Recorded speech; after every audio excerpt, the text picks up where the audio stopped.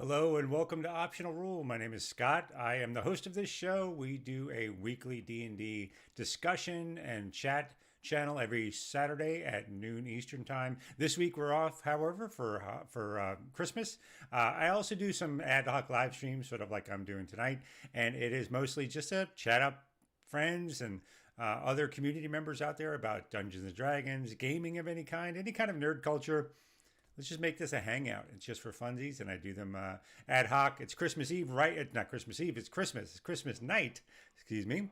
Hey, Nikki, it's great to see you. Thank you for coming here. I hope you're doing well. I want to hear update. How's your crocheting going? But we just do a hangout. I hope you'll join me. Say hi in the chat. I'm gonna probably end up doing some Cyberpunk 2077 tonight, but mostly this is just chatting, not making it a hardcore game thing. This is just hanging out, keeping each other company, talking about nerd stuff. 'Cause that's why I'm starting with my face, my ugly mug here in the camera. A couple things I'll talk about first. My wife got me this wonderful present, and I just have to show it off. Now, I started Optional Rules, an official company, this year. I've owned a couple of publishing companies before, but this is about gaming publishing, and she got me this jacket with my logo on it, and I am just over the moon about that. How cool is that? How lucky am I to have a wife like that? And I also got a hat. I'll be doing, oops, I hit the mic there, sorry. I'll be doing a giveaway. Do my hat like that. I'll be doing a giveaway early next year. And we'll give away some hats and some other things like that when I hit my first official publication under this title. So look for that in 2021. No dates. It's just hanging out. Nikki was just saying you just finished the Adam Shoes crocheting and gave it to a friend. That's fantastic. I envy that ability to move through things. I mostly only thing I really create besides code and anxiety. I generate a lot of anxiety.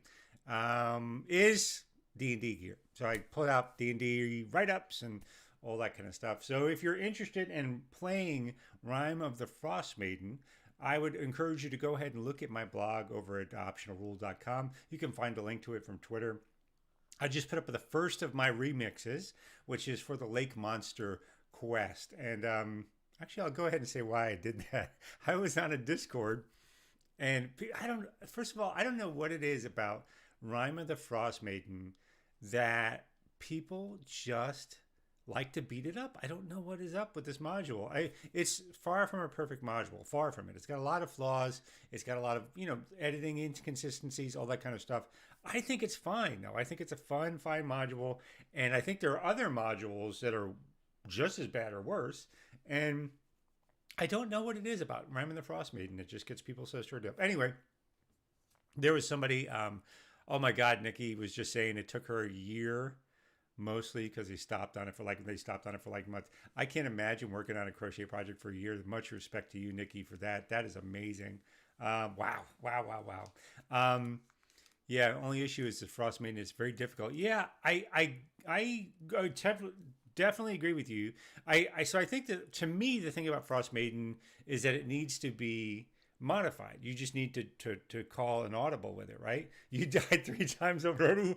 Nikki died 3 times in Rime. Which do you remember the scenarios you died on? By the way, we're gonna talk about light spoilers. We're not gonna do a lot of spoilers. So if you're in my game, don't worry about seeing this. We're not going to spoil our game a little bit. I'll talk about things that have happened, but not things that are going to happen. Yeah, I can definitely see that, Nikki. Rime is not, and again, I don't blame the module for that. First of all, let me set the premise of why I like Rime. Rime to me has a fantastic framework. I love the set pieces. I get where they're going. I dig what they're doing here, so I can riff on what they're giving me, and I think most of it needs changing. And I've done that in my bird because I'm running for Rime of the Frost Maiden right now.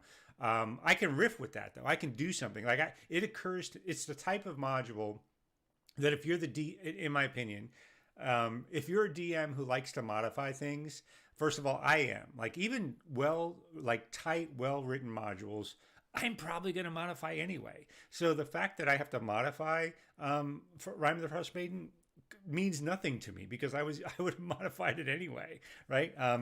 There's a house with the magic internet player touched and that's Yeah, but you're supposed to come anyway. I'm not going to give spoilers away, but yeah, I will not be running it in that same way. It's a little too. You know what that encounter? So Nikki said there's a house with a magic item and a player touched it. By the way, I'm reading this because I stream to multiple platforms, and I know some users may not be able to see other users chat from other like YouTube or Twitch or Facebook or something like that. So yeah, she said there's a house with a magic item touched it and killed three of us. Then we came back, yeah, and a thing snuck in, and I died for real that time. And another time with ice wolves, yeah, and the ice cave. So the ice cave is caves, cauldron caverns. The black cabin, I think, is the cabin one. We haven't gotten to that one yet, but we have done. I'm not sure what the ice wolves, and I suspect that's the mead must flow. I suspect that's one, but I've remixed most of them in all ways. So the Cauldron Caves, I think I did 2 streams ago. I rebalanced that entirely, and I actually posted the monsters for that to my Twitter if you're interested. So you probably saw a frost giant skeleton that was quite frightening, and you probably saw a hag, also quite frightening. Um, and the 2 wolves that bring you back to the cave that trick you. Yes, that's the good meat. I'm not doing that module at all, actually. That not module, but I'm not doing that encounter at all. But and I'm not tempted to even rebalance it just because honestly, that one I don't like. I don't like animals as the foe. I don't like because you have to beat up a woolly mammoth in it. And you have to beat up some wolves and I know it's a really sissy position, but I kill trolls by all means, but I hate killing animals. I just don't do a lot of it. So and that whole quest was that. So I was like, and it's a sad story, and I just I hate Kobayashi Maru scenarios, right? Like I don't like the no win scenario where it's just all tragedy, and the most you can do is end their pain. So I'm just trying to steer. That doesn't mean it's a bad encounter. It's a bad. It's not doesn't fit with my style as a game master. But yeah, I know which one you're talking about there. Where I was going is that I think the module itself does very well. It just needs to rebalance it. So why did I do Lake Monster? Lake Monster is the one more than any that I see people just poop on that one. And I think just very unfairly. And I was in a Discord with an experience earlier in the week. Was very unfortunate. I was in a Discord of a creator that I actually respect a lot. And I don't know if this was indicative of their whole Discord or what, but I got in there. They have a channel just for Rhyme of the Frost Maiden, and someone was just pooping on it, pooping on it, pooping on it. And really, all you need to do is just the DM needs to change a few things, and it'll be fine. And I said that, and they freaked out, and it became this personal insult thing. So anyway, I'm not actually going to name that creator or whatever because I don't know it was indicative there. But I left that Discord, and I just had this like how could people not believe this was easy to do? So I literally the next morning woke up and wrote down my take on Lake Monster, what I would do if I was going to run it, and what the changes were. So that's up on my blog. Go ahead and check that out. I'll actually talk to you since you've done it, Nikki, about the because I'd love to hear how it went for you. I'm guessing what happened is you got to this frost giant skeleton and it just did massive burst damage and it killed your party. I'm guessing because that's the most likely outcome. Um, and the 2 wolves, I wonder how. I don't remember that module is particularly difficult unless you fight the mammoth. But I didn't think the wolves were too hard, so I'd be interested in hearing what got killed there. Because again, it's not wrong; it just kind of happens. But in the Cauldron Caves, the way I rebalanced that one, I kept the story, but I changed the monsters entirely. I took the frost giant. Again, this is all posted to Twitter. I posted the stat box for these. I changed the frost giant to have similar hit points, but I brought down its high end damage and gave it a shield and a single handed weapon so that its maximum damage wouldn't necessarily kill a player character outright with massive damage, which is it very very much was in danger of doing that. So, but I think that it was just circumstantial that you died, Nikki. Yeah. I think Rhyme is it's an interesting temperature of the water of official D&D module creation. If you track all of their modules, early on they were very spread out. The CRs were very close, mapped close to what you would expect CRs for 5th edition parties to come out. And as module after module after module came out, you had less and less foes in individual encounters and more like high CR, very high, well outbalanced CRs. And I think it's this drive in D&D to have a single big bad guy, not because of anything other than that's the narrative, right? That's what we get from movies. There's not like 12 bad guys to kill and they're all equally as tough. It's always like there's always one big bad guy to face off of. And I think that desire for that narrative structure is what's driving people to overbalance these CRs. And with the action economy of 5e, it just drives it into the ground because you really almost it's to get a single creature that's threatening enough to like make a party work to kill it. You can kill individual party members with a single blow. It's out of bounds. And even D&D recognizes this. A lot of the devs have talked about that, and they have this legendary actions thing where they can try to add in additional actions, and even that's kind of inadequate. Matt Colville, by the way, has a couple great videos about this. I think it's called Action Oriented Villains. I think that's the name of it. It's one of his Run of the Game series. And then there's another one that talks about 4E abilities that bring in. So anyway, way I balance that with some mix of that. What I come in is I reduce the individual attack damage. I give the monsters an additional action that they can take in between their turns, and it always does something like maybe a little bit of damage and knockdown or knockback or something that feels like something's happening to the players but isn't just an attack on their hit points, right? And that worked out perfectly for me. We had a great with that. I think I called it a bone guardian or something like that. Anyway, it was still a frost giant skeleton. It did a great fight. The players were really hurting at the end of it. And then the hag came in. I even remixed the hag to give her lots of different powers, but not so many hit point powers, so that the players would have to fight her, but it would be a different fight from the giant. They wouldn't have to worry about stacks of hit points so much as her being able to climb on the ceiling when they fought, and her being able to put fog cloud out to keep them from finding her, and her running and having difficulty stopping her. So those were also how I remixed those things. I even gave the frost giant skeleton that I reskinned had Thunder Wave ability, which seemed bad to the players because it could slam this shield it had down. It had a higher AC by 2 points. It could slam this shield down, cast Thunder Wave every other round, knock the players back to 2d8 damage to them, and that felt really bad to them. But the truth is, I was replacing a 3d12 plus 6 main attack with that. So that's a bit of game master trickery that worked out, thankfully, for me, because I swapped out this massive like 30 point 30 point burst damage attack with maybe a 14 point attack that knocked players back 10 feet, which really doesn't matter. Doesn't matter at all. But it made him feel like something. Oh my God, something's happening to me. So yeah, it just worked out really well for me. So anyway, because this guy in this Discord was pooping on Ryman the Frost Maiden, I couldn't take it, and I just wrote that real quick.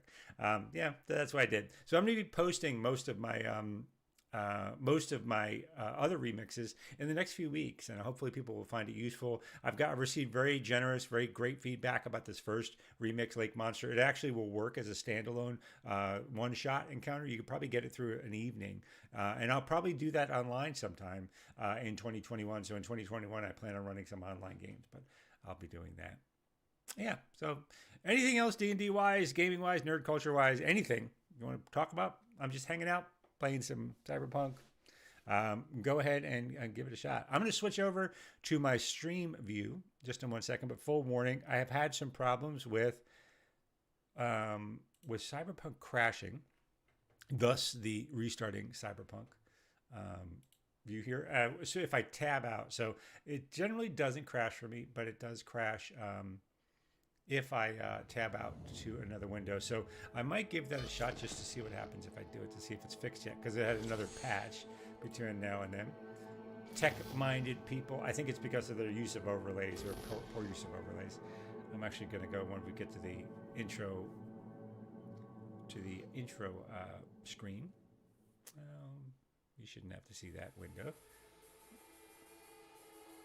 Press to continue. So something I'm actually sort of interested in talking in a future stream. I'm going to tab out to see if it works.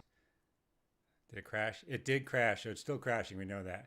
Don't send that report. All right. I don't have anything to tab out for. I was just seeing if it did it. So what was I saying? So future stream, and maybe I'll even do several of these. I would love to kind of showcase for people how I think you can adapt almost any module to any genre. Lost Minds of Fandelver. I've done this before in some other lecture series, not on live streams, but like taking Lost Minds of Fandelver and mapping that to like a Traveler scenario or a Cyberpunk, if you're going to run Cyberpunk, or a Call of Cthulhu scenario, on how these modules are transferable between genres of games. I think that's underappreciated, actually. The strength that it gives gamers is that it creates like Call of Cthulhu games are very investigative, and it actually transfers over to D&D a little bit better than you might think. Cyberpunk is a little violent, as you might imagine, and so there's a transfer. You get a different genre feel by transferring a module from one to another. And sort of the quick rundown of that is just looking at the structure of the game. Oh, I know what I was doing out here. So what I was doing out here is I'm out in the Badlands. I am looking for, and it might be here actually, I am looking for a car that is in a container out here that I missed it. I was in an area once and I never went back to it, and I'm trying to find out where it is. So it might actually be over here in this area, but I'll take a look. So I'm going to be driving around for a little bit and talking, which is good, because I'm going to talk a little bit about mapping modules back and forth. So, by the way, if the game itself is too loud, oh, I just tabbed out and it's probably going to crash my game. Crap! I was changing the volume on it. Sorry about that, everybody. Sorry. Don't send. I'll have to start again. Oh, Scotty, you being a dummy. It's going to take a minute to sync. So, if you look at the structure of Lost Minds of Fandelver, it's actually pretty straightforward. I mean, there's some side missions and stuff, but those are still mappable. The basic structure, though, is you're going to meet a friend. You have an ambush in a road by people who've kidnapped that friend. They have a headquarters, Cragmaw Hideout, where they've staged this raid from, and they're holding some elements of this to lead you to clues to the next item. You find some clues, but no answers.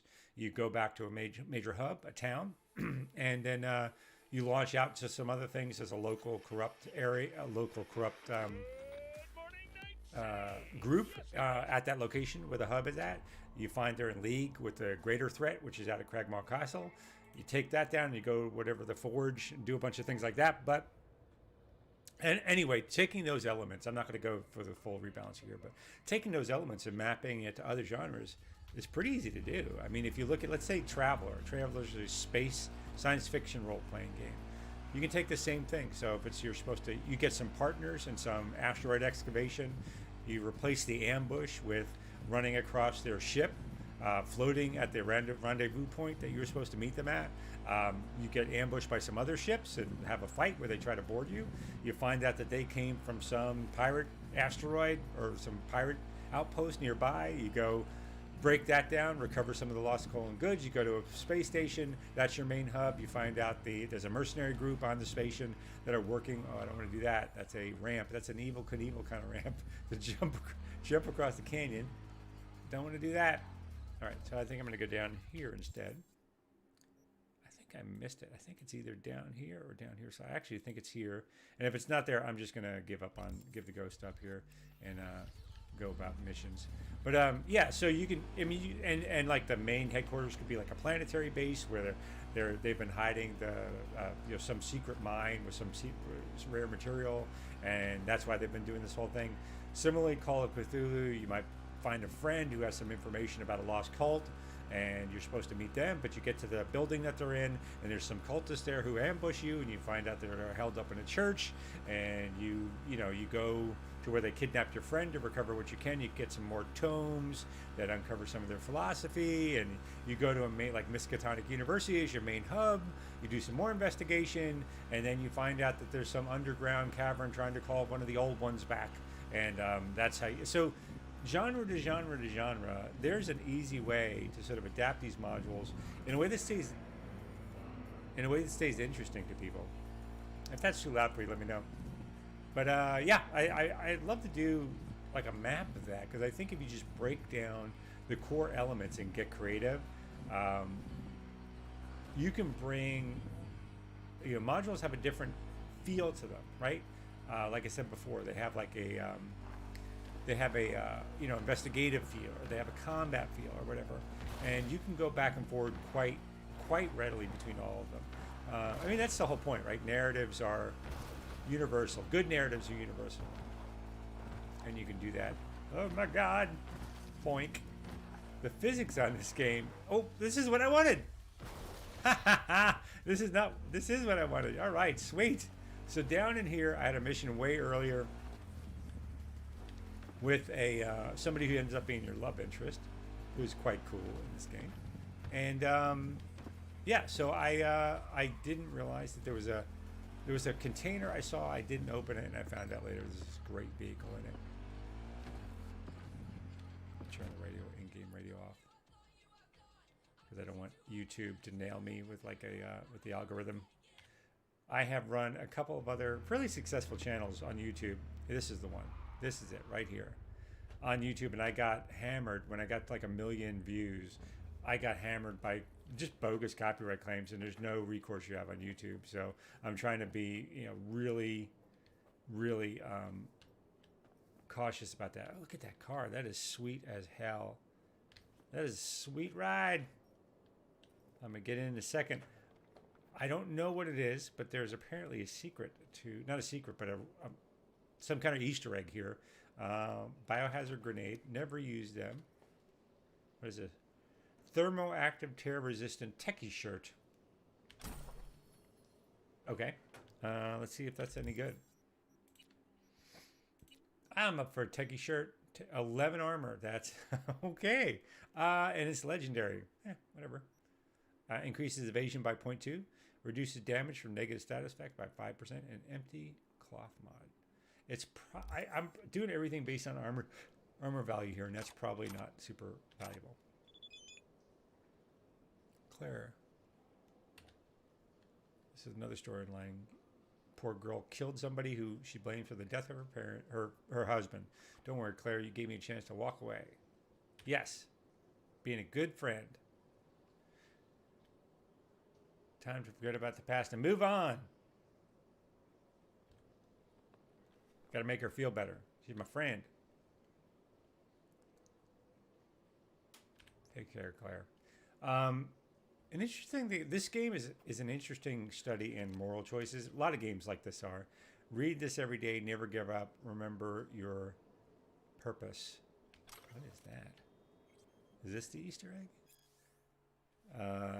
Don't be afraid, there's nothing there. That's what they always told me. But the night my parents were murdered, I knew I'd seen something in the dark of that night. I searched for it for a long time, cloaked myself in darkness. This is a Batman Easter egg. That's what I think it is. Learning to understand it, merging it, realizing its depths, where light cannot escape. There was only one thing to fear, myself. Became the shadow. I became vengeance. I became the man Night City doesn't deserve. I became Merkman. Merkin Man. I deliver vengeance, destruction necessary. That's cool. This is a Batman Easter egg, and actually that car kind of looks like Bruce Wayne's car. I get it. Does I have anything? Another Valentina? No, I thought the paper might be an Easter egg. Anything else? It's an Easter egg here. This is cool. I love Easter eggs. I don't see it. Well, that is cool. I'm glad I have this super awesome car now. But moral choices is what I was just talking about, right? Let's see what we got here. Moral choices here are sort of interesting. In any game, is interesting because what's supposed to be over there? What is going on there? I don't think I can get out that other side. Your ride always gets fixed pretty hard in this, by the way. I'm just gonna get out of here. So what I was saying about moral choices, the problem I have with moral choices in game is they make a lot of assumptions about why you made the choice you make in video games. That is, you know, if you do it wrong, oh my goodness, I can't steer. This game has a worse driving model. This is going to be comedy of errors, but this can happen to you in tabletop role playing games if you don't design the moral choices well. In video games, they have to by nature give you a specific choice and maybe a little range of them, and then that's it. That determines the nature of the outcome, and there's no context to it. The whole thing that sparked this discussion is this. Decide where I'm going to go first, and then I can go through the city and talk while I go. This game had a subplot with this NPC named Claire, who's lost her husband and wants you to help sort of work with her to get into this race that she lost her husband in. And it's eventually it's a revenge scheme. And if you talk to that person and you know, talk her out of trying to kill the person she blames, if you do it 2 quests before that, you'll get a chance for her to ignore it. But if you didn't realize that that's what you were supposed to do, she won't. She'll still kill this person. And the problem here is you don't really have a ton of information of why she's doing this, whether the person's guilty or not.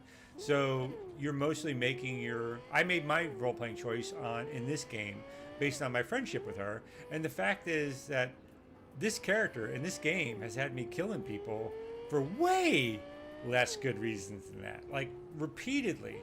So then I get to this one quest and I'm supposed to talk her out of it for no reason.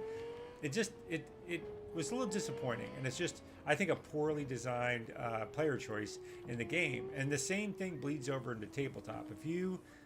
If you're determining actions as the moral benchmark for your tabletop game, you're probably doing it wrong, because you're making a lot of assumptions about why that character is making that choice, why that character has that motivation, and the player is the only one who's going to be able to really tell you that. So if you want moral choices, you're going to have to really lean more heavily on outcomes than options. So if your outcome is I'm trying to think if I can think of a specific example.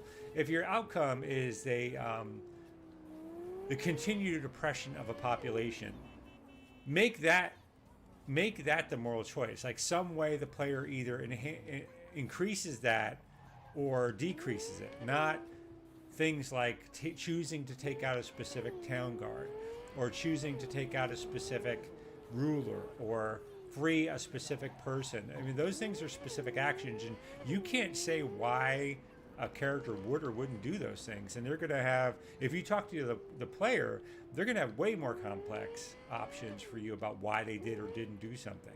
And so telling them, no, this, you should have chosen A, B, or C, and you were wrong if you didn't, that's not what people look for in tabletop games, right? They get that in video games already. So why would they want it in tabletop games? What they want instead is, can I figure out some way to free these people from oppression? Or can I figure out some way to remediate this outcome? Not, did I make the right ABC choice? And anyway, good example of it in this game. What is this? Is there a parking garage here? Oh, I don't want to meet Hamrock. That's not where I was going. What I'm trying to do right now is actually I'm trying to collect crafting blueprints, because I love to craft. And if I go to the skull icon, you can see over to the left, excuse me, by the right. That's a organized crime ring.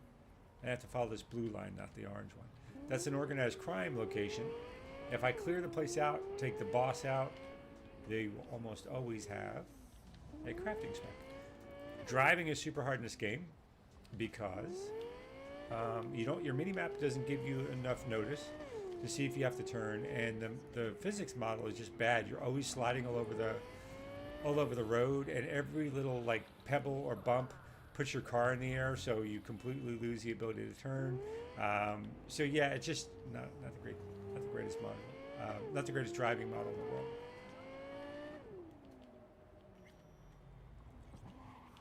Ah!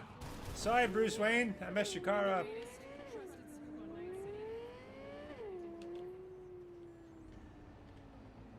place back there called Marsala Studios. I bet you they specialize in saucy films. All right, I'm getting close to, yeah, I'm at the location. Like a true jerk, I leave my car wherever I'm done with it. Self-driving cars can just drive away. By the way, if that's something that fascinates you, won't get into my job, but I do lots of dope stuff. And one of them is I work on a project for a self-driving car on a government installation. And don't let people fool you. They are in a horrible state, self-driving cars. We are not close to self-driving cars. Maybe long-haul cars, parking assistance, fixed route cars without turns, like mixed traffic and stuff like that. Probably okay. Probably close to that.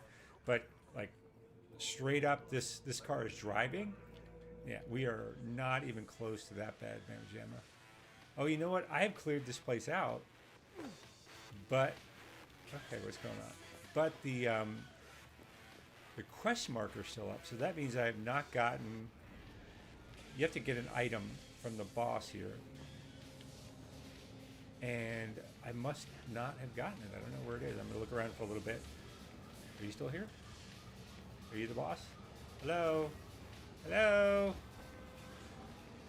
Must Heimlich him. No? Nope. You're not laying on it? Okay, I'm gonna look around for a little bit here. Because I needs my crafting specs. Are you in the cage? Ooh. Ugh. This does not look like a fun party. At least not the end. People do not like to clean up after parties. So I'm going to look around. I'm guessing there's a body or some sort of the boss who I did not kill laying back here somewhere. And I'm going to have to figure out where.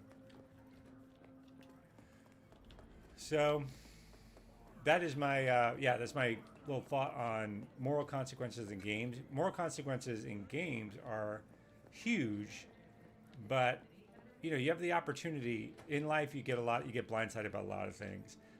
So I'm not using the realism argument here, but I am going to say that you have the unique, not ability, but you have a unique desire. Narrative games like tabletop role playing games, informed choices are amazingly important, right? So if someone's making a moral choice, they really have to have some context of why what they're doing matters, what the stakes are, or what their choices are.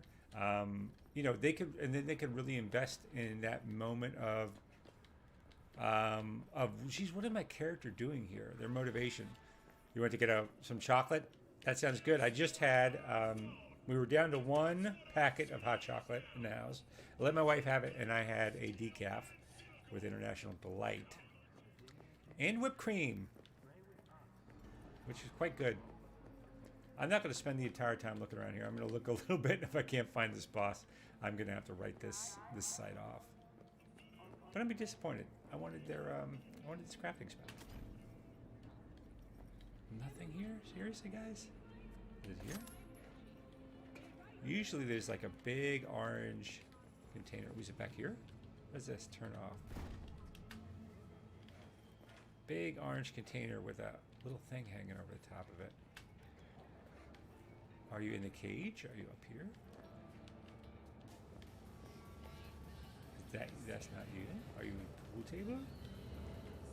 But yeah, we had hot chocolate earlier. We've been doing it too much this break. I have to, embarrassingly, this whole pandemic really, I've not been great. I put on like 25 pounds. I am not happy about that. Like a lot of people at my age, it's not easy to take off. So yeah, I have been trapped inside, and I need to do something about that. I need to. I want to do something about that. All right, that's it. I can't find this thing. I'm going to have to come back and get it at a different time. I'm not going to spend my life looking for this object. I'll check this person over here, though. Hello, motorcycle person. Not you? Okay. All right. All right.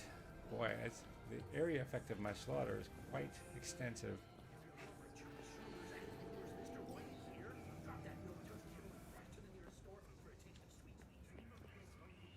Yeah, I don't know what that was. Oh well.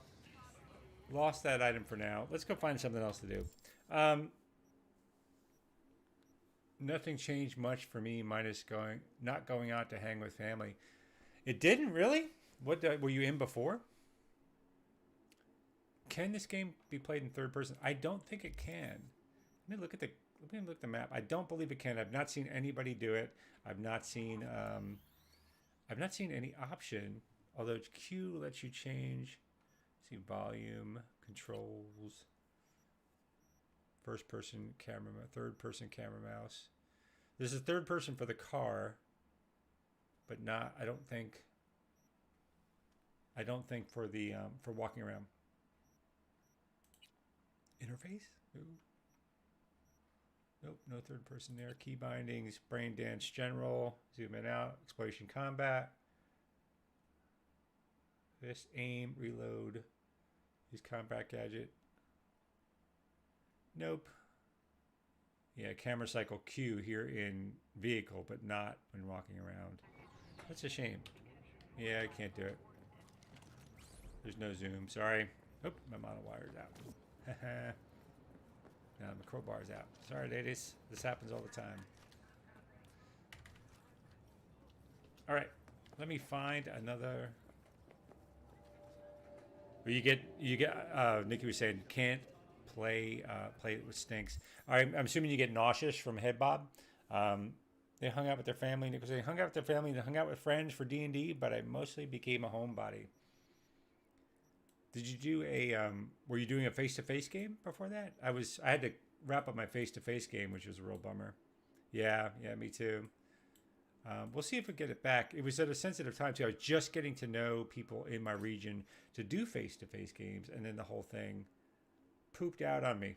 That was not happy. Not a happy moment. Okay, let me go over here, and then I will go. That's a fast travel terminal. And then I'll travel to the next one and use fast travel. You used to play 2 games with friends, Luca. That's great. I had that going for a little while. I'm a rough audience, you know. I want to. I really want to play. I like the game I play, but goofy players run kind of. That's not a fit with my style. So, but thankfully I've found some great players, and they've been great here. So it's a little hard for me to find players that I like to run for. Playing games that I like to play in is hard too. So I've been through a few, but they were a little rough for me. And usually it's people I don't know. So the whole thing gets a little weird. But yeah, I'll definitely be doing more of that. I do plan to do some stream games online. People have asked about that on Twitter and stuff. I'm fairly comfortable with technology. I have a really good setup to do stuff like this. Nick was saying, I like goofy games, but I also like serious ones. I'm starting up a serious game next year. Ooh, but I'll be DMing it. Is it going to be a module? Is it going to be you writing something yourself? Some blend of the two? What are you doing? Tell me the deets.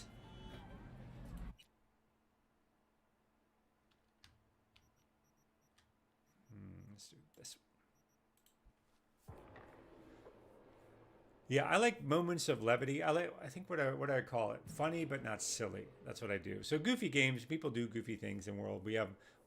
I vary pace certainly, but and by the way, nothing wrong with that style of game. It's just not the one that I run as well.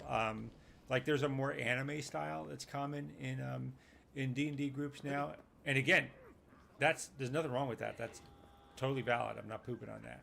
I don't get into like wars between genres. It's just right for your play style. But what's right for your play style? But yeah, I'm not as much into anime, so people looking for that out of my game are ultimately going to be disappointed. I'm going to not understand why they're making the decisions they're making and what the assumptions that they have about the world are. You can say in homebrew game, 5th edition, mixed with TTRPG town builder game. I'm making up as we go. Oh, cool. Attention all NCPD survival game. It was subcons. a goal to build a town Organized that's crime activity self-sufficient, and you reported can on create Martin things that Street. help grow that and Maelstrom improve has it established with a your presence team. in the area. I love that concept. Kaiser Herzog, aka the Surgeon, spotted. Priors include practicing as a Ripper Doc without a license and first-degree murder, for which he has been sentenced to death. City authorities are offering a reward for Murder, the removal death, of kill. Herzog and Maelstrom from the area. So yeah, what I was saying is, sorry, I didn't want to talk over that. I don't know how loud it is. Have you ever heard of a game called Kingdom or Microscope? There's sort of a collaborative world building. One's for like building a town. One's for building a. Ooh, sorry, cameraman. And I like them because they are. I'm sort of interested in doing a homebrew, but getting a group together that's very creative and wants to build the world as they go. And I'd love to use those as concepts to like build out the homebrew setting and then play in it. To like build the big major epic backgrounds of the history and the place itself with Microscope, and then use Kingdom to build like the town they came from or something like that. I think that'd be like dope. I think it'd be awesome. Anyway, of course I would think that because I just said I wanted to do it. But yeah, I think something like that. Oop, that person is not going to be happy with me sitting where I'm at. Yeah. Now, finally. I don't know how they saw me on the other side of the road. I just got run over by a car. Oh well. Let me go over to the sidewalk and try that again. I'm gonna start tagging some people. Yeah, I'd love to do that. But that kind of thing takes investment, and I'm still, like I said, I'm in the process of trying people out, both for them and for me. And I've met some great people. It's just that got seriously interrupted when the pandemic hit. I had a great group. I will say they're a little bit more leisurely, which I don't have a problem with, and I don't want to layer in a game that they're not. That's a bad fit for the group. If the group is good, I'd rather tailor something to them that they liked. Maelstrom.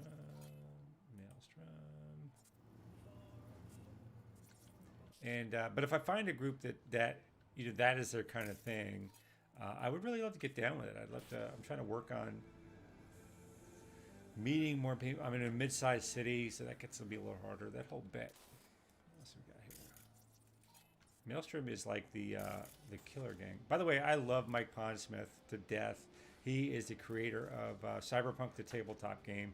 He's done like writing for a bunch of other video games. He wrote for Microsoft. He was narrative game lead there for a while. He does not get enough credit, in my opinion, in the as a creator in the tabletop role playing space. I think he's done an amazing job. Done a lot for the hobby, but not getting enough credit. But Mike is great, real great.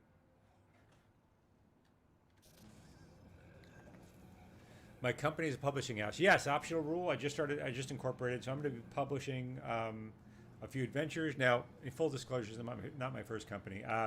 It is my first gaming company, but I just did it as a quick imprint to be able to own some IP, and so when I release supplements, I'll be able to actually put it under a legal entity. I'm not looking to make bank, or I don't think I'm going to become internet famous or rich or anything like that. I just needed a print to put it under.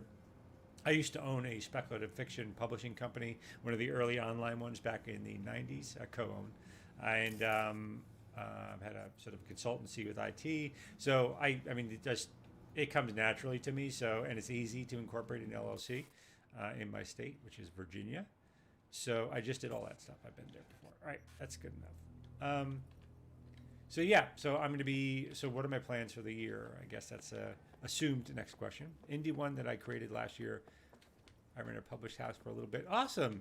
Was it a gaming publishing? Were you doing speculative fiction? Was it mixed media? What was the publishing you were doing then?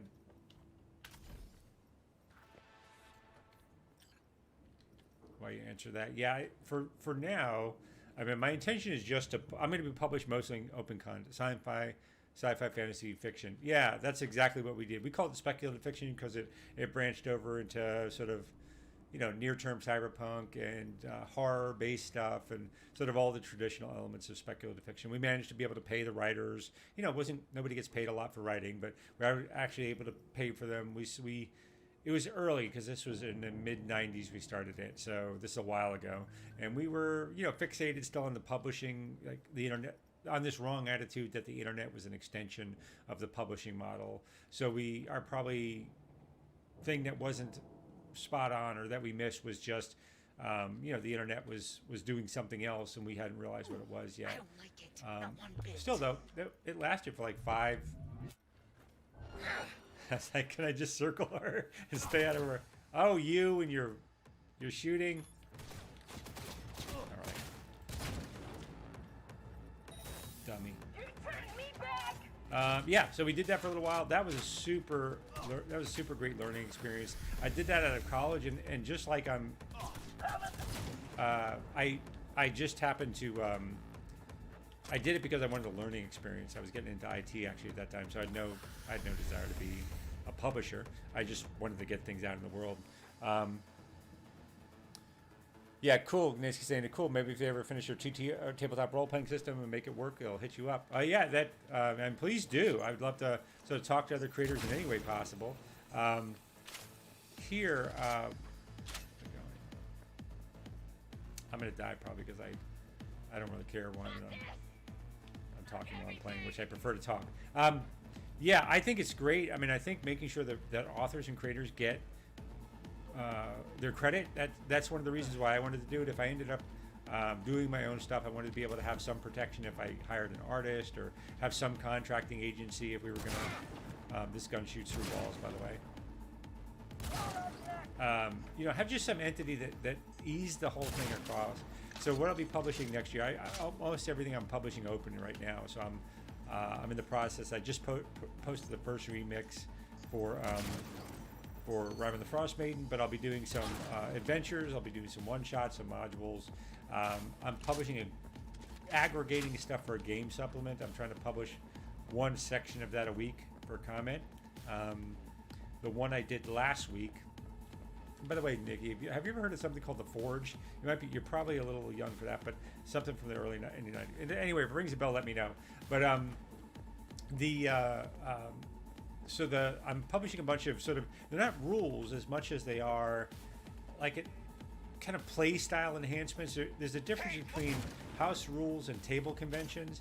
Like house rules generally replace a rule, right? And or enhance it, or basically adds a solid rule, whereas a convention is some way that you kind of, a habit you can form using the rules around that enhance the game somehow. And a lot of these are, some of them are house rules, some of them are table conventions. But the first one I published is something called Thrilling Heroics in D&D. Oh yeah, I've not heard of the Forge. So it's on my blog. I posted on my Twitter as well. Take a look at that if you want. But it's basically one of the things that I think is missing. Not missing. I'm not trying to criticize D&D. One of the things I think could enhance a game is players, rightfully so, they're always asking, hey, can I do this? Can I do that? Can I get a little extra, you know, bonus? Can I get a little, and I think that's great. I think that's good. But it's also a little sterile. To me, it's like half of the equation of what you want in a game. Because the game isn't about defeating the players. The game is about challenging the players to let them feel like they were clever, or they worked to accomplish something, and that the world was able to, like, the world has changed in some way that they intentionally, or even sometimes unintentionally, gone for, but they have an effect on the world. And Thrilling Heroics is about asking for bonuses, but putting something on the line if it goes wrong. So like the thief that wants to see if they can kick a table up in a foe's face in the middle of a fight to try to surprise them to get advantage enough to do a backstab, because they may not be able to get backstab normally. I would put something in like, okay, you get to roll deception plus like your deception plus your strength, because it's a kick, right? And a DC 15, or it's opposed. If you succeed, you get your backstab with an advantage. If you fail, you miss your entire turn and don't get your, not turn, but you miss your attack this turn. You don't even get to make it. Like those might be the stakes at it. So there's something to have to make it a weighted choice. Do I do this action? Is it worth to do it? And it creates a little bit more dynamic nature in the combat. I should be focusing on this a little bit, at least. 1C. My seat, 1C's at. So I want to go 5 if I can. 1C, no, that's not gonna do it. 1C, 1C. I don't care. I don't care. I would rather talk. So yeah, that's the first type of rules. I have some rules on herbalism and how to include like sort of natural elements into a game that are that add a survival element. I have some survival rules I'll be adding, but I think survival is approached wrong in D&D. Like the way, and what I mean by wrong is I think that people are targeting the wrong thing. People try to do like hit point counts with food, and I don't think that's a good way to do it. You shouldn't be counting food. You shouldn't be counting water. It should be a couple things about like make it a little bit more about sort of your rest and how much benefit you get from like how rested you are, how difficult it is, and how long it takes to get places. I think those are more those are a little bit more game and have a little bit more flexibility because you're modifying how hard it is to get how do I put this? You're managing. There we go. You're managing how effective you are in a scenario, and not just life or death. Sure, real survival is about life or death, but I just think Wilderness Survival Guide is a great herbalism system. I think I've checked that out. I think it's the right one. Is it called the Wilderness Survival Guide? There's a couple I've seen, but the ones I've seen anyway focus on like trying to name individual plants. Again, I think that's off. But it's just my system of doing it. Anyway, I'll have a bunch of different supplements. See, what I think there is, I think that's great. By the way, I'm not pooping on any other system. I'll just put other things out as options. So anyway, all these will be aggregated into a single like Tasha's called it and everything kind of stuff. It'll be like optional rules or something. And instead of like naming individual plants and telling you where you can find them and what they look like, really it's just about what effect are you looking for? Are you looking for a slight healing? All of it should always be weaker than potions, right? But are you looking for an effect like healing? Are you looking to cure disease? Are you looking to like a cure level of exhaustion? Those are the effects that you're looking for, and then give you give you some rules for how hard is it with an herbalism kit and some nature skill to find those things. In any environment, we'll assume that you don't have to come up with different names for plants, like because you're in jungle now as opposed to forest. It's basically focusing on outcomes instead of, you'll hear that a lot from me. It's focusing on outcomes rather than items. And, it's something for a game master to add to their toolkit. If that's a style of game they want to run, it might fit with them. If not, they might want to do something else. Certainly I've done the herb by herb thing. Nothing wrong with that. So that kind of stuff, I'll probably publish that under a Unity. I think I have that one already. I'll probably publish that under an OGL, under an open game license. The stuff like the remix for the Rime of the Frost Maiden. I'll probably publish the DM's Guild modules. Which way I'll go with DM's Guild versus OGL publishing, probably going to matter more based on how much art do I have available and how much I'm going to have to pay for it. There's a lot of free art available if you go DM's Guild, and that's hard to, which is actually fine with me. OGL might be better for things like rule systems, but anyway, I'm just convincing here. Nikki was saying, yeah, they do have names for plants and stuff like that to use the essence. They are created different types of weak potions. Yeah, exactly. I don't think I'm recreating the wheel here, by the way. I think I'm just giving a different system to manage it by something that would fit on a page. It has to be something that players can digest very quickly. I published a light version of this called my natural alchemy or magic mushrooms. It was a magic mushroom supplement because I throw that in a lot for players. Reason why I like to do it is what happens is let me look at my crafting spec here real quick. I did get something. I got Ashra Store, new, smart machine gun, copperhead, smart pistol, power pistol, tech revolver. Don't know. Yeah, all that's fine. What I like to do is healing is, I have a party that does not have a lot of healing. Their paladin is the healer. So they run across a lot of like herbs to get them up when they're really down, or mushrooms in a cave. And this is a very weak reason, but it keeps me from having to stack healing potions that for some reason are lying about in a stream, right? Instead of a healing potion, I can say, oh, you find a couple of mushrooms. And I almost never just have them find stuff. It's when the player looks for it. Like when the player takes an action, when the player is intentional about something, if I can at all do it, I want to give them something for that proactiveness, right? Because by their nature, heroes, it's this. I always thought this was ironic that it's called a protagonist is called a protagonist because they're not proactive. Protagonists are reactive and antagonists are proactive in most narratives, right? So anything I can do that gets a player to be proactive, like, oh, I'm going to manage my own situation by looking for herbs or cutting a deal with this person or inventing like something in a game I've never thought of as a GM. I wonder if, I bet you there's a thieves guild in the sewers, and if I find them, I bet you they'll hide us from the big bad guy. Maybe I didn't think of that. And if they come up with it, I'm gonna make them think I thought of it. So I'm gonna make them find something or find something. Yeah. So that kind of behavior, I super like to. I just like to reward that behavior, because players sometimes they don't realize it, but the players are running the game as much as the GM. That's just the truth. Yeah, I love doing that too. Yeah, I love doing that too, Nick. Yeah, it's just when a player, this is probably because this happened to a lot of GMs. This has probably happened to you. How many times have you've had some plot line going? The players are pursuing it, and they come out and say, "Oh, wouldn't it be cool if X, Y, or Z or something?" And I'm like, "Holy crap, that's way better than what I had in mind. That would be cool." And now suddenly that's happening, and you have to play this game of. Yeah, you guys really figured that out and not tip your hat that that was not at all what was going to happen. But you just decided to go with that because it sounded dope. A lot of times I'll tell them later on. I don't have a need to feel like I'm a genius for them to feel like I'm a genius, but I won't tell them on the spot. Why was I asking you about the Forge earlier? By the way, there was a great. It was a little contentious, so great to.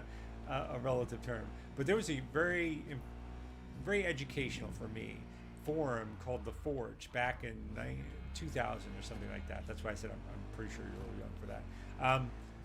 And they were like indie games like Burning Wheel and Fate and games like that kind of came out of that crowd, and I was very active in those forums at the time. It's like Dogs in the Vineyard, Sorcerer. Reported over on Richmond Street. Intel indicates Maelstrom gang members dealing in illegal stimulants in the area. Illegal They're led by stimulants? Tom Ayer, aka Emir, a known serial killer. Night City authorities have offered a reward for neutralizing the group.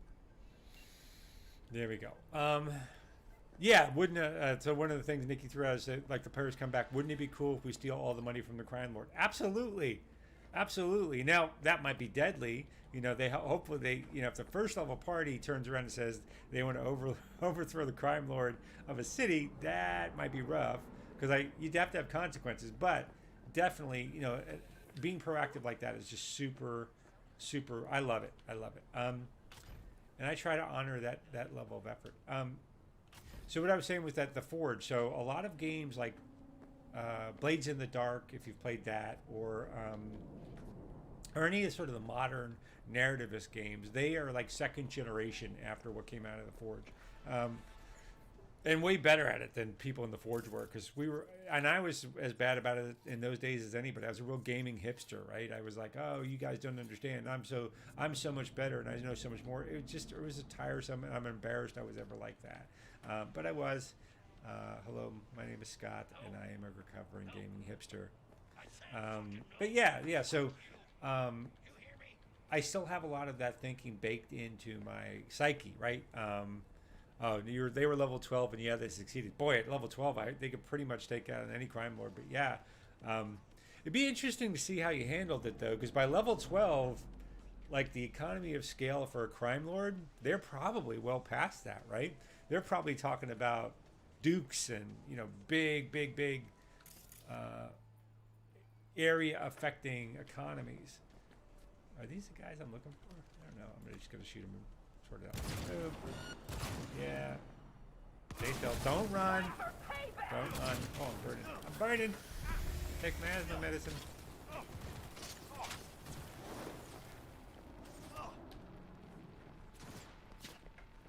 there's a...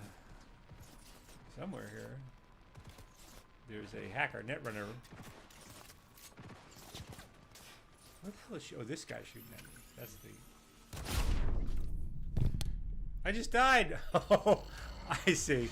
Sorry, I hit my microphone. That's happened several times where I've died, and I think, in retrospect, my tech gun sets off flammable objects I'm standing next to. So I think I did that to myself. Oh no! I should have saved before. That's all right. But yeah, the Forge is yeah, the level of economy they were at, sometimes they get across and it just doesn't line up. There's like Nick's saying there's like 8 different people in charge of different types of illegal activities that are completely legal in this town specifically. So this is just a shakedown. That's the players, which is fine. Nothing wrong with that. You know, as long as that's a style of game you're running. Then it was just a PC shakedown, which you should always have an option for. Run! Run! No. No! Oh, sorry. I planted my wheel. I planted my wheel in the concrete. Oh my gosh, that's so funny. I'll give you an example though where that kind of went wrong for me. I had a player who spent this is in 3rd edition and magic items were priced very specifically. So he bought a 750 gold piece. Huh? I got it. Don't do anything until I show up. What are you talking about?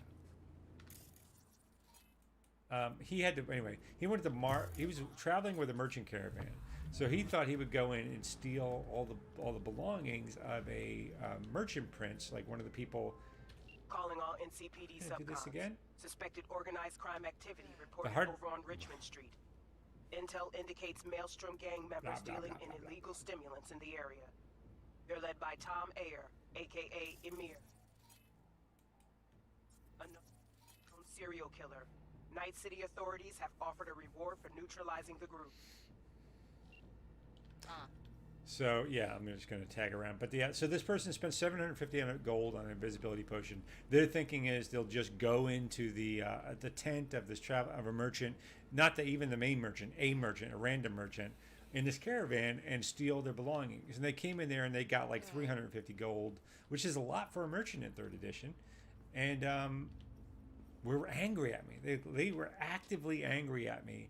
They should have thought they had a right to have the amount that they can get from here be more than the potion they spent. And yeah, I don't know I still to this day don't think I was wrong. I mean, they have to do some intelligence. I'm not obligated to generate money in the world just because they did something. But that was like, that's an exception to the rule I just laid down. Like, I would love them to be proactive, but it's got to make some kind of sense, right? I can't just have the world behave any way it does just because you wanted to do something. So that was a tough like opposite of the thing I just talked about, where I have to balance things out. I think that guy ended up quitting my game actually, which good riddance. Good riddance. What am I supposed to do? I want to get up in that tower and just snipe people if I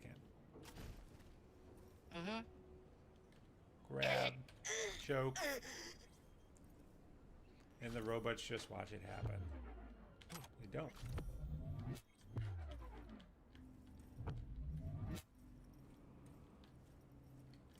There was somebody up here 2 seconds ago. Oh, there on that other one. Alrighty. Was this a good or bad idea? Oh, they found my thing anyway. Right. Oh. Now, ironically, these giant fuel tanks, not flammable. Commencing neutralizing threat.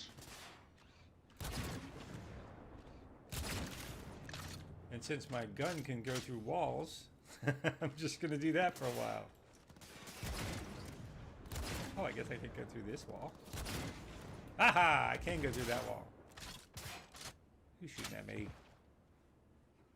One of the things, explosions will take you out right away, but one of the things you can do is rather than run around trying to find everybody, is just wait for them to shoot at you. That's the fighter with 27,000 million hit points philosophy. Their overlays are bad here. It's hard to loot sometimes. Oh, overheat. There is a... Flash forward! Flash forward! There's a net runner. Somewhere here there is. Go, Ah! go, go! Ironically, harder to hit from longer distance than it is shorter distance. But yeah, so that's my... I have a dubious relationship with all elements of games on advice I give, right? It's always contextual. Oh,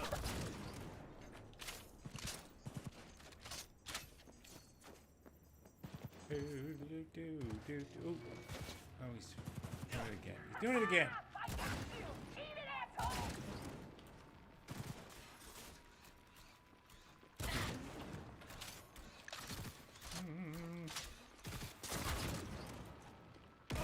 There he is. That's the right there.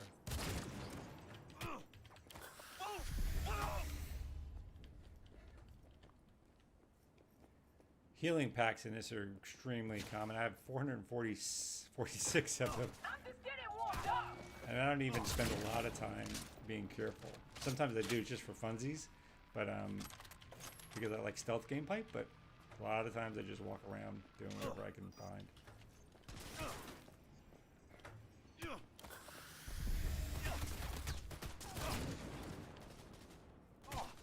We're dropping like flies. Meep. I got special jumps in there so I can jump high, which is cool.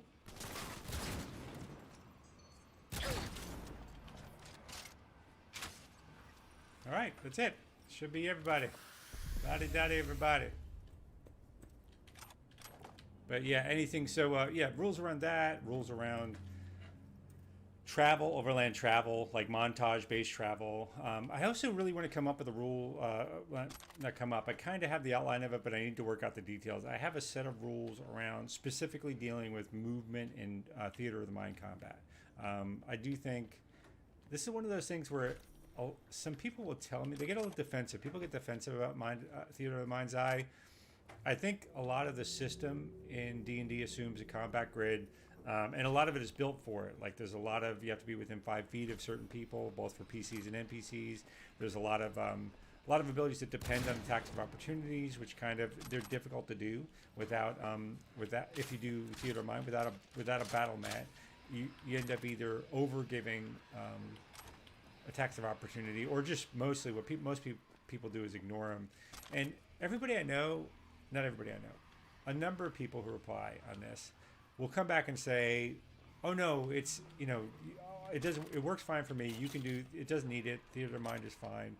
I don't know that that's true. Like, I don't know if it's true and I don't realize it's true, because the games I've observed are not using attacks of opportunity or placement or bringing flanking in some meaningful way in theater of mind, unless it's arbitrary, and they are not so I don't know if it's just that people don't realize there's something that they're missing here. I don't know if they are doing it and I'm the dummy where I'm just the one person in the world who's not seen anybody do it well.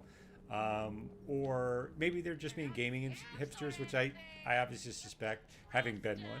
But I get that. Like, gaming hipsters are really bad about, oh no, you just don't realize it just takes talent. That's a toxic thing in gaming, and this goes back to the earliest days of gaming, this sort of elite posing, where you just say how nothing is wrong. You're able to do everything, and it's just the other person's limit on stuff that makes it that way. So anyway, I can't tell what's the truth. Those are the range of possibilities. Anything from I'm an idiot and I just don't realize what's going on there, or all the way to maybe it's just that internet thing where people always have to say they're able to do it to make themselves a little bit superior to other people. But anyway, what I want to pose there is just I have in mind a framework for a system of opposed roles when it comes to theater of mind combat. So systems like Burning Wheel do something like this already. So it would be things like if instead of assuming like one person moves and all of their move goes and another person moves and all of their moves goes, you can break the mold of grid thinking period and just get into, if one person wants to close range with another person and that other person doesn't want them to close range, they want to run away from or avoid them so they can attack someone else, it's an opposed like athletics or acrobatics versus their athletics or acrobatics. And then how do you adjudicate that? You can do anything from I'm still working the rules out. So it could be, well, you have to beat them to be able to do it. That's probably not good because you miss too many attacks, or you're just at disadvantage on the roll if you're not able to get there. If you beat them by a certain amount, they may not be able to get to you. You might be able to take like some actions like intercept, which means if someone wants to get to another player on the board, in the group, not on the board, in the group, they have to beat your movement roll. If you score better than them, they have a choice of either taking an attack of opportunity from you and attacking their original target, or stopping at you and they have to fight you now instead of the original target. So that kind of stuff, to make it a little bit more dynamic. If you want to score flanking, like you and the person you want to flank with both have to score movement rolls over and above. You have to beat the person you're trying to flank. Just all that type of stuff for a theater of the mind that makes it a little bit more dynamic and makes it, gives some more agency back to the players rather than leaving it all up to the GM. Again, it's like 2 pages, nothing super complex. If I can't get into that format, I may not do it. I might reach into, but that's my fear of putting together a publishing house. I'll reach the end of next year and I'll be like, oh shit, I got nothing. I got all this stuff I thought I have. I don't think that's true because so I should say this is not my first rodeo. I have a long history of either publishing stuff or working with people publishing stuff in gaming specifically. So, this extends back to the early 90s. There's a game called Rollmaster. I published some stuff in the Rollmaster Companion, Rollmaster Companion 3 specifically. The person I work with published a bunch of stuff with them. Met some good game designers. I'm not gonna be in this like humble brag name dropping thing, but some friends of mine from that era are still, I still talk to them, and so that is joyful knowing people in gaming that long. Later on in that time, I published some stuff for Star Wars when it was D6 Star Wars. Published some stuff with, play tested some stuff that got published with a friend back in some third edition modules, official modules even, and I don't know, just a bunch of stuff. I did. There's a game called Neverwinter Nights. Not the MMO, but way back in the day, I had my little touch of game development there. I had the highest rated fan modules for that. Those were fan publications, but for several years it was great. Just that kind of stuff, and then some stuff later on. I'm not going to go down my full resume, but that's sort of the range of things. So not my first rodeo. I think I have the kernel of something, but it takes a long time to work a game idea out. At least for me. Some people, their ideas are just born from their head. I think I've got everything here. I'm going to move on. Yeah, I've got everything here.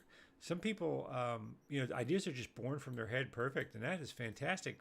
Other people like me, I have to go back and forth. I have good ideas over time. I have bad ideas, and you just keep at it. And so I'd love to publish some of that stuff. I am unconvinced on whether I'm going to charge.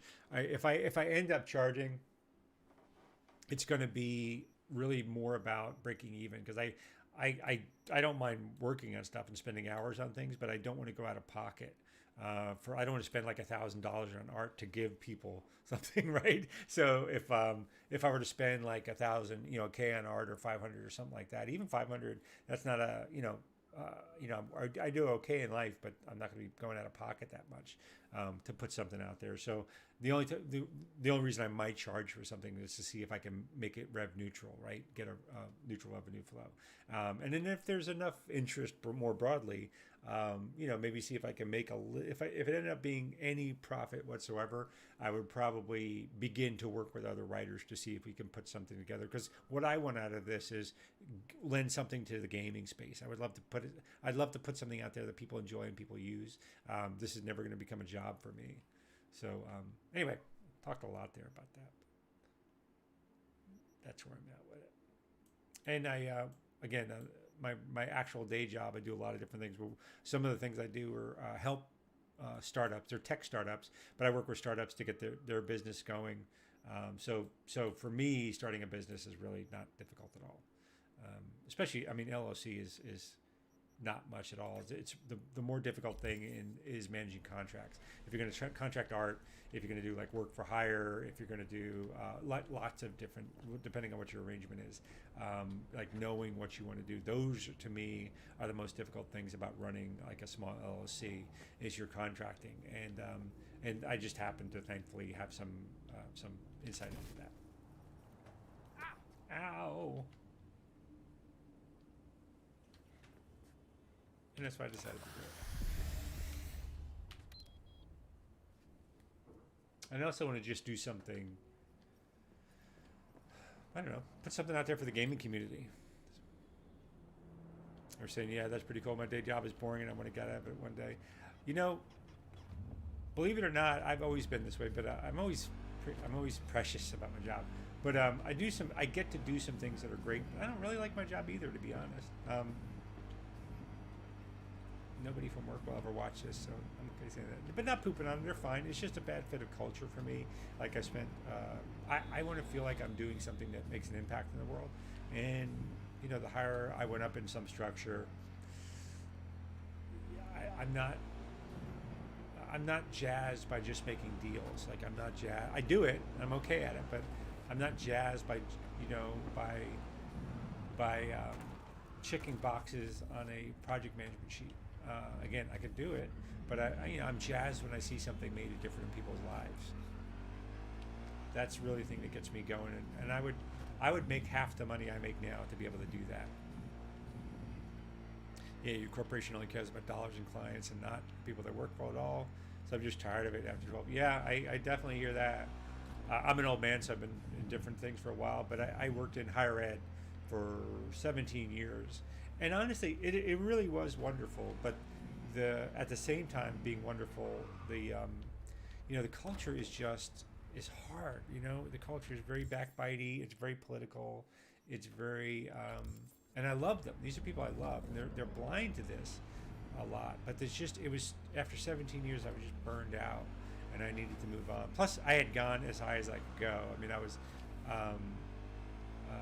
staff. I was not a professor or anything like that. But I mean, it was pretty well respected staff position, and but it's just watching the PhDs and them go at each other, and watching the administrative levels of universities it just hurts your heart, because it's such a worthwhile endeavor, right? And it's such a important thing in the world. And so when I take it hard, I've just always been one of those not prima donnas. Just always been one of those crybabies, right? I just take it really hard when I think something's important and I know we could do more and we're not doing what we should be doing. It's something I really takes it hard. Anyway, I'm sorry yours is Calling all NCPD subcons. you're burned out, and I hope once this crime activity observed in the region of Goldsmith Street. Scavenger presence reported, led by one Barry Alkin, wanted on charges of first-degree murder and illegal trade. Everybody's a murderer in this world. NC authorities offering payment for neutralizing Alkin and his accomplices. Yeah, once the economy gets going, and I know people are depressed about this, it will get going again. It will definitely get going again. I hope you're able to find a new job, something you like and you feel comfortable with, and I really do. And I know people are worried about that, but I mean, this is part of I speak on this publicly even. I'm pretty sure the economy is going to come back in a different way. I hope in a different way, because we're prioritizing expenditures just wrong right now. I'm going to get out of that way of this and then tag people. Bye. Boo-boo.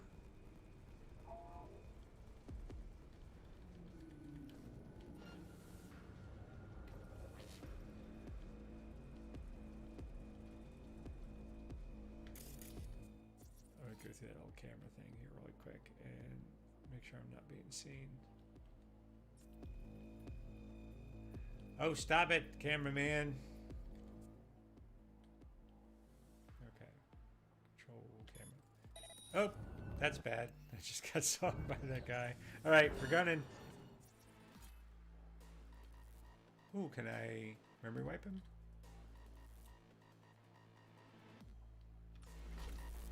Yes. No! Goddamn right! I don't think it's gonna matter.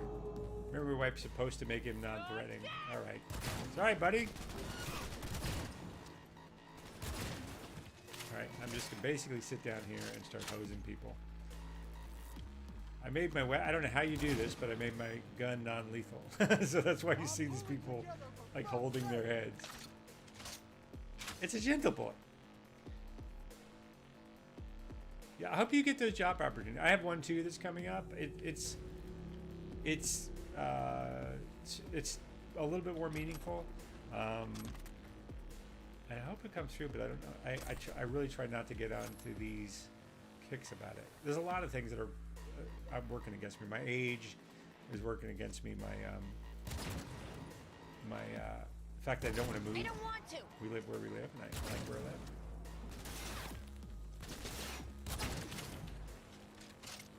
But yeah, something I hope people will take. I hope people will take heart in. I talk a lot. Again, I do some public speaking about jobs and startups and all that kind of great stuff. Something that people always worry about jobs going away and not being enough jobs. And I say this all the time, so much so that other people quote me saying it. That I can't reconcile two things people say about the economy all the time. On one hand, people say that there's no jobs, all the jobs are going away, and ooh, what is going on there? Must be some kind of virus. All the jobs are going away on one hand. On the other hand, they say there's nobody around to fix anything. Those both can't be true. And I can tell you, by data point, the crap is breaking down. The problem is how we're prioritizing expenditure. So the money is there to hire people. The work is there that needs to be done. People are not making the right choices for their communities to make sure the right things are getting done. And this can only last so much longer. And so sooner or later, that money's going to get spent in the right areas. Sooner or later, people are going to get back to making things, and we'll be okay. Why is this person not dying? You say, yeah, two different recruiters reached out, necessary to the field, blah, blah, blah. Oh, that would be great if you worked with underprivileged families and doctors. I don't want to get, again, not too much too stuff. My wife works with people who are experiencing homelessness. She's done that her whole life, and I'm very proud of that.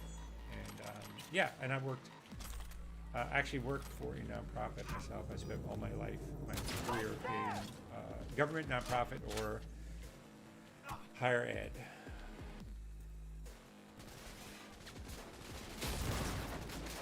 It's tech nonprofit. We reference that a lot. Tech nonprofits are not homelessness nonprofits. Well, it's embarrassing how much money gets spent on technology and how little gets spent on homelessness and homes. We were just talking about this tonight. My wife and I often lament this, but it is very true. Ironically, same doctor's office because we're in the foster system. Oh, okay, that's good. I mean, hopefully you like them. So you already have some sort of view on how good they are and how their culture is, because that's a huge thing. I'm carrying too much. Hold on. I gotta get someplace safe so I can craft some of this stuff away. All right. Oops. Make sure I have nothing better than my current weapon. Yeah, this is all crap. I don't want that. I'm gonna sit here. I wish there was a way to like deconstruct things. I literally have to sit here and hold the Z key on all of these weapons. They used to have this bug in this game where if it went over 8 meg, your save file got corrupted, and it was specifically a problem with crafted items in the game, and the best weapons in the game are crafted. So of course everybody crafted. They're saying hopefully the recruiter liked me. They bonded over D&D. That's great. That's great. I've let my D&D flag fly a few places, and I've gotten some really good surprising results. So yeah, I highly encourage people to do that. I mean, do it in a professional way, but put it out there and you'll find people who do it. Couple of surprises. I was in this big, we were working on this Department of Defense thing, and one of the guys in that happened to be talking about his fiance. She streams and she does D&D. She likes Critical Role, that whole bit. And I was like, and so I let the cat out of the bag there, and we bonded over that sense, which is great. I was at a speaking engagement in Eugene, Oregon, and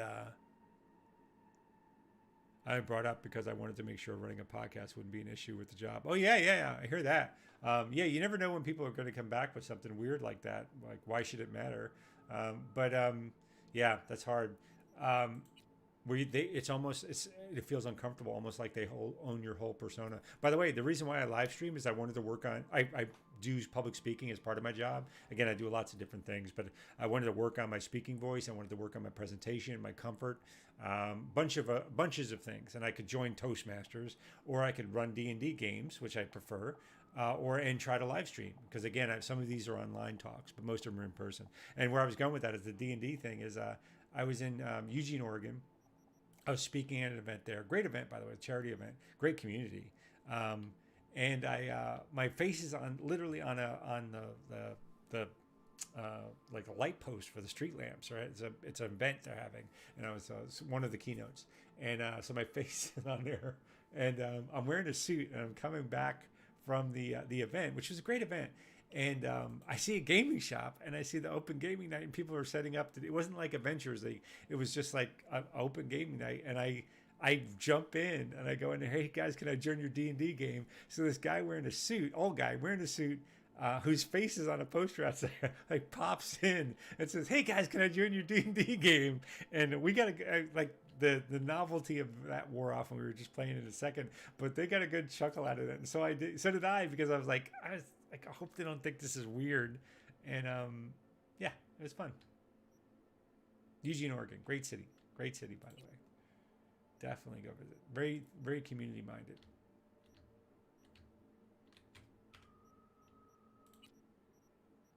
What else we got? All right, I think I've got enough deconstructed. 128 of almost 400. Yeah, it's good. I mean, where are you? Do you worry about, I can't imagine how anyone would have heartburn over you doing podcasts or you doing over, because you like knit and crochet, right? And you do D&D, which is, I'm stunned when people have a problem with it. I'm younger minded. I'm an old man, but we're finally achieving. I was in the generation that built the internet, right? So we're finally achieving some of the things, God, I always dreamed we could do. And so I love it. I love streaming. I love online culture. I'm a little sort of younger minded in terms of my sensibilities of entertainment. And I get a lot of old guys who they want to know about Twitch, and they're just like, well, what is this Twitch? And they can't wrap their head around it.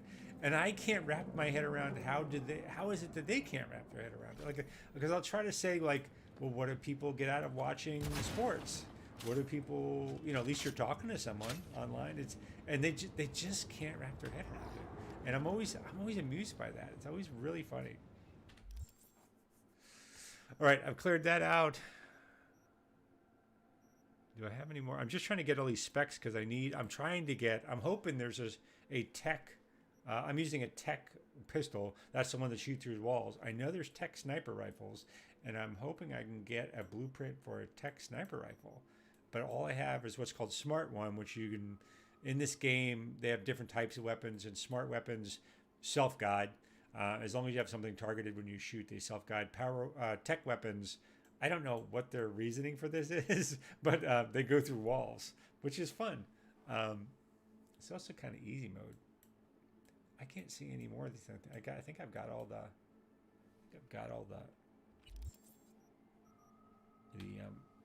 hideouts, which is where you get these tech blueprints from. All right, that's fine. All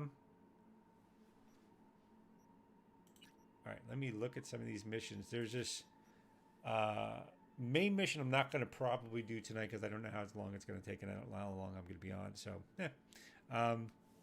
yeah, your podcast is so. Nikki Beholder to No One does a tabletop RPG podcast because. So please check her out. Follow her on Twitch and follow her on Twitter, and check out her podcast. It's in my role.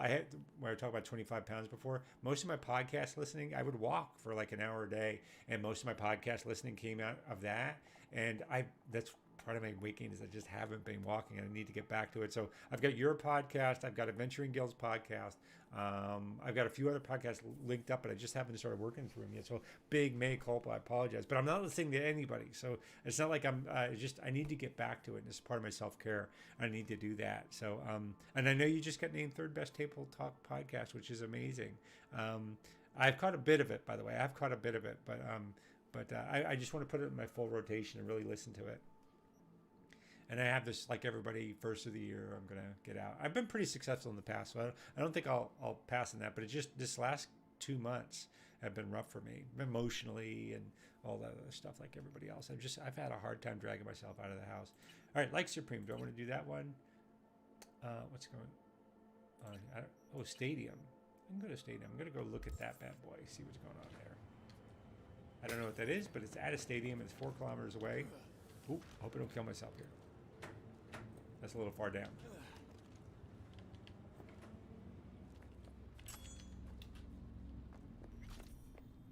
But yeah, podcasts are really my big way for me to going for a walk, thinking about designing my game, listening to a podcast. I get so much inspiration about listening to other people. I have been tuning into Twitch because I'm at my computer. That's just why I'm doing that morning podcast. But it's definitely in my rotation to try out. And I'm so glad Ian World. Yeah, you're still shocked by that one. That's amazing, though. I don't know if you saw it on Twitter, but Joe Manganiello read out one of my tweets on his the video he did 2 weeks ago, I think it was, where he's just talking about D&D, and I guess he went out or his assistant probably went out and found tweets that they thought were interesting about D&D, and one of them was mine. Yeah, and I didn't even know it. A friend of mine in Discord said he was watching the Joe Manganiello because it was another one that was like in my watch later list, but I hadn't gotten to it yet. And he said, "Listen, I saw a name I recognized. I think you should watch it." And I was like, "What?" And I could not believe my eyes. And it was a tweet I did about a month ago around like, do you? I think I break his kneecaps and I put it in quotes. Like a lot of players will torture someone as soon as they don't give them information, and ask DMs, do they allow this? Do they encourage it? Do they whatever? And he read off and answered it, and he answered his answer to that, and he did it for a while. And I was just like, because I love Joe Manganiello. So yeah, that was a big first. So yeah, I can imagine being named on Ian's top podcast for Talk Podcast. And I think I remember talking to you that it was not announced to you, like you didn't know until someone had told you. I think I remember you saying that. So yeah, you deserve it. It sounds I mean, I've heard you a bit on Twitch. It's really amazing. I really respect Ian World's list of podcasts because they have been that's almost always where I find my new podcast for the year. Like Fear the Boot. Some of the ones I normally listen to are like Morris's Unofficial Tabletop, which is Ian World's one. Fear the Boot, Robin Laws is in that. I used to do Dragon Talk, but they changed their format or something. I haven't done that as much, but oh, your husband listening and he got it. That's cool. That's cool though. I was really happy when I heard that. Because yeah, I don't think creators get, oh, I just crashed my game. Poopy. Oh, well, do I want to start it again? He spoiled it like 2 seconds prior. Oh, he did. Oh, well, still, I'm going to go this. That's a great story, right? That You even got picked up. I think that's fantastic, and I like Morse's unofficial podcast. And actually, I can never. People have multiple podcasts. Sometimes I can't tell. Like, is this a part of the other podcast? And so I can't figure out if their official podcast is still Morris's unofficial podcast. I can't figure out if it's the same podcast or not. But that was great that you got named that. I was really excited to see. That's a great. That's work well done because you've been doing it for a little while too. I had a podcast back in the day I did with Age of Conan, a game that called Age of Conan, and that was again, I didn't want to go down my full resume, but that was a real enjoyable experience. But I don't know what it takes you to do it. A year and 5 days. Wow, that's a lot. Most of them pod fade after just a few months. Wow. How many episodes, by the way? But yeah, the Highborn Herald I used to do is a podcast for Age of Conan, and I had to eventually give it up because it just took me too much time. Yeah, almost died. You were saying Euros almost died. Most do. I don't know why you did, but I was in a weird place where I had done a lot of episodes. My interest in the game was waning a little bit. I got pretty good recognition for it, but it just took too long. Like, it took me an entire weekend because it was an hour-long monologue show. I would do a script and research, then I would record it, and then editing it would take me a full day, almost, maybe 4 hours, because I had to listen all the way through and all this stuff. So it just took me forever. And I just eventually had to give it up because my neighbors downstairs, I was in an apartment at the time, they had a dog that would go out every Saturday, which is the only day I could record because I was working. So I couldn't have a dog barking over me the whole time in the background. I just let it go. So that was really disappointing. 62 episodes. Good for you. That's amazing. So that's more than weekly. You've done more than weekly for a year. That's bananas. You must be exhausted. That's great, though. I might go listen back some of the backlogs. Then I'm assuming I have to do a future episode, but you know what? I probably should just go listen to the backlogs. No, that's great. That's great to hear. I'm so happy for you too. That really fantastic. Oh, we have 3 separate shows. We post twice a week. That is great. Hold on.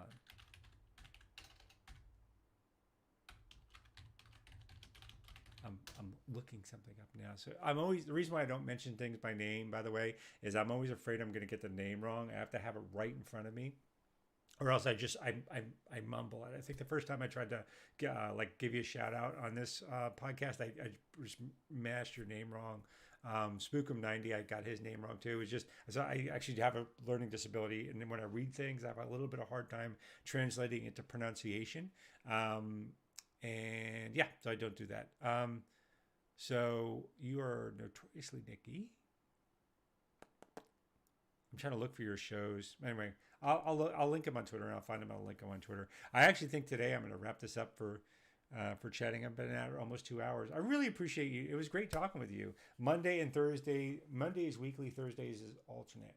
Nikki Beholder to No One is the person I've been talking to mostly online. So if you're seeing this later, please give her a follow. Go ahead and hit her up on Twitter. You can find her on Twitch as well. You can find me on Twitter and Twitch and Instagram and all those places. Optional rule. You're here already. You've seen it. Give me a like, follow, subscribe. All of the social media things, please do that. Share this video if you think it's useful. I hope you'll join me in future sessions. It was great to talk to you, Nikki. Anybody wants to join in the conversation, I just like to kibitz a little bit. Beholder to No One is a weekly discussion episode. Thursdays, we do Beholder Clear Light, 5e actual play horror-esque game or tabletop role-playing game one-shots called Beholder to One Shot. Beholder to One Shot. I like that. All under Beholder to No One banner. So please check them out online. Do the Googles, find the peoples, do all the like, subscribe, follow with them as well. Really high quality people. I have to say, I don't know what your experience has been, Nikki, but I started optional rules separately because I wanted to isolate out and actually get down to concentrated efforts for 5e. I started that only in September. And it's taken off. I've been very happy with that. Again, I'm not new at this, but this brand is. And I have just run into some amazing people online. Just absolutely. Twitter, I would not say my experience with Twitter has been, although I try to be positive, I wouldn't say it's been incredibly positive. But this round, something about the people I'm encountering have been they've been great people to get to know. A lot of them are streamers on Twitch. They're creators in their own right, one way or another. Man, this has been a hell of an experience. Really wonderfully, surprisingly wonderful. It's probably because I'm so small. I'm sure if I got to, I don't think I'm going to, but if I got to these thousands and thousands of followers, or just by law of odds, laws of averages, I would end up with people sort of being challenging at times. But anyway, this time around it's been really wonderful. Yeah, specifically anyone at Pod Square they're recommending, as well as Farid World Builder, it's an underscore there, and Dungeon Meowster. I know Dungeon Meowster. Dungeon Meowster is awesome. Yes. All right. Well, thank you for joining me today. I am going to wrap it up here, spend the rest of the night with my wife a little bit. I hope you are able to snuggle up with a book, snuggle up with a loved one. I hope you're well. I wish you all the good things in this holiday spirit. I'm sure I'll stream before then, but thank you very much for joining me tonight. Like, subscribe, follow, do all the things. All right, until next time. Oh, no stream on Saturday, no stream tomorrow. I'm joining family, but I will be back the following Saturday for a regular stream. I'm probably going to ad hoc stream before that. Enjoy. Remember, in the meantime, fun is not optional. Thank you. Take care, everybody. Bye-bye. Bye-bye. I have to click my thing.